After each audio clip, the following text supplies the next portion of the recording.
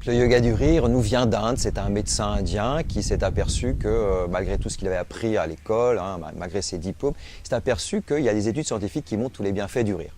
Donc ça vient d'Inde, c'était il y a 23 ans, c'est arrivé en Occident début des années 2000.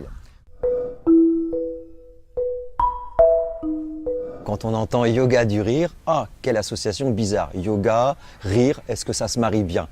Eh bien oui, ça se marie bien et ça se marie très simplement. Tout simplement, le yoga du rire, c'est une association de respiration, empruntée au yoga certes, avec des mouvements et du rire.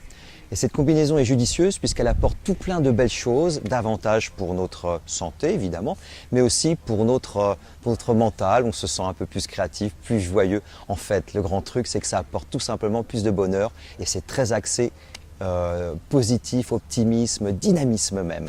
On a simplifié l'exercice, il n'y a pas de posture à prendre, tout simplement nous allons rire.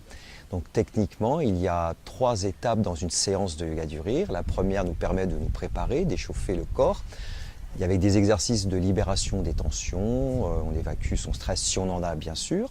Et puis ensuite on rentre dans du rire, dans les exercices propres du yoga du rire qui ont été inventés par un médecin indien. Et on va baigner dans ce rire pendant, je dirais, 20-25 minutes. Et à la fin, la 3e partie, c'est une séquence allongée où on va appeler ça la méditation du rire.